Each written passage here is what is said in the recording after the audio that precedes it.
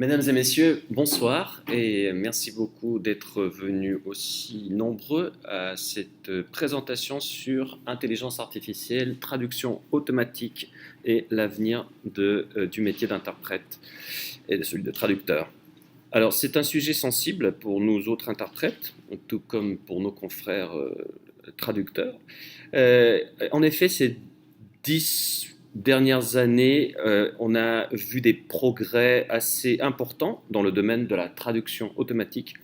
Les logiciels de traduction sont devenus beaucoup plus efficaces, ils sont maintenant beaucoup plus rapides et ils deviennent même mobiles. Par exemple, sur le smartphone de Samsung, le Galaxy S4, lors de son lancement, en fait, Samsung avait fait une démonstration de traduction simultanée automatique de l'anglais vers le chinois qui avait plutôt bien marché apparemment.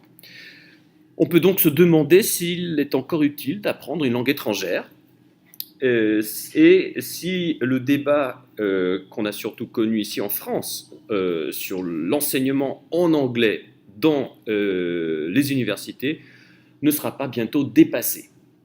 En effet, il y a quelques années, un certain Alex Weibel, professeur à l'université de Karlsruhe, avait fait une présentation au Parlement européen, une présentation intitulée Traduction simultanée automatique, est-ce vraiment une utopie? Alors, ce chercheur allemand il expliquait plutôt comment, dans son université, on avait déjà introduit des cours qui étaient traduits automatiquement et qui étaient accessibles en temps réel à partir d'un ordinateur ou d'une tablette. Et l'objectif de cette expérience mise en place dans son université de Karlsruhe était d'éviter la fuite des cerveaux et d'attirer des étudiants étrangers en leur permettant justement de franchir la barrière linguistique. Alors de son propre aveu, ce système n'est pas parfait, loin s'en faut, mais il fournirait une base pour la compréhension du contenu des cours. Alors par ailleurs, notons qu'en Europe, avec donc les 24 langues officielles, eh bien, il y a une importante communauté scientifique qui s'intéresse à ce domaine, celui de la traduction automatique, notamment parce que, à cause de ces 24 langues officielles, les coûts liés à l'interprétation et à la traduction sont perçus comme étant trop élevés. Ils sont chiffrés autour de 1,3 milliard d'euros par an. Alors, on a lancé plusieurs projets qui n'ont pas forcément tous abouti.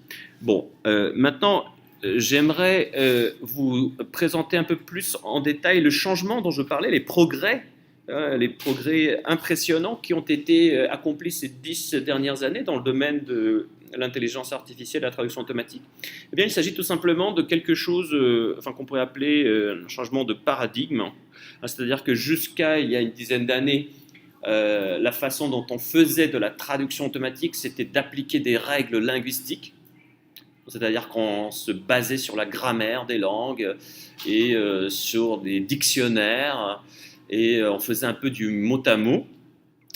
Alors que depuis il y a une dizaine d'années maintenant, on a commencé à appliquer une méthode statistique, c'est-à-dire qu'on opère avec de gros corpus, on opère avec des textes, on ne fait plus du mot à mot, et on va piocher en fait dans les textes déjà traduits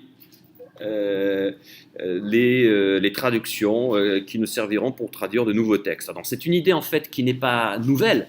Cela ne fait pas que 10 ans que cette idée en fait on avait essayé de la mettre en pratique. En effet, IBM avait déjà dans les années 90 essayé de mettre en œuvre l'approche statistique, mais les résultats à l'époque étaient plutôt décevants.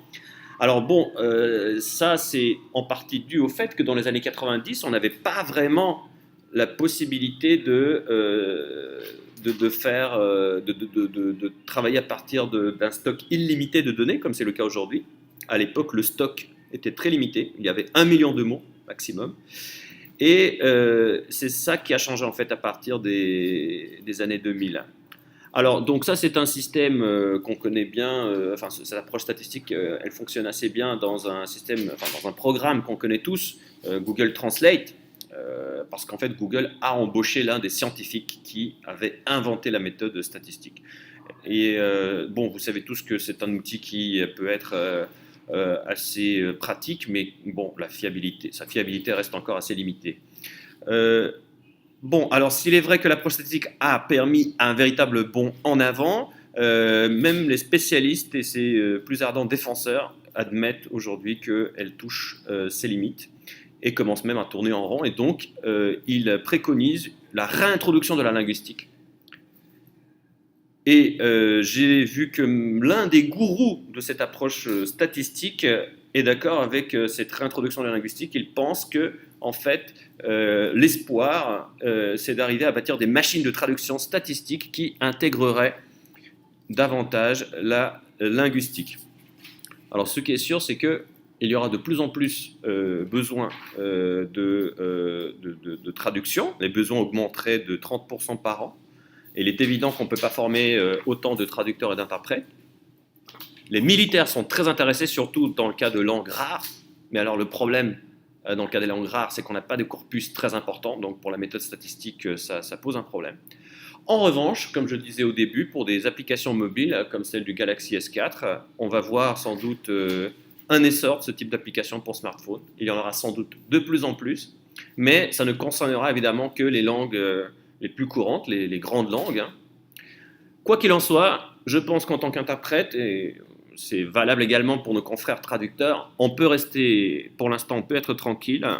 On n'a pas vraiment, ne court pas vraiment le risque de se faire piquer notre travail par les robots, puisque pour l'instant, on est quand même assez loin de ces machines qui sont capables de traduire la parole spontanée en direct, tel que par exemple le fameux droïde de la guerre des étoiles, le C3PO, ou Z6PO en français, qui était capable de comprendre les 6 millions de langues de la galaxie et de les interpréter en temps réel.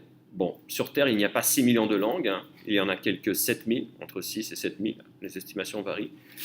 Mais bon, pour l'instant, on aura toujours du travail, du moment qu'on connaît plusieurs langues étrangères et qu'on a ce qu'il faut pour faire de l'interprétation ou de la traduction. Je vous remercie de votre attention et je vous prie de m'excuser pour la longueur de ce discours. À bientôt.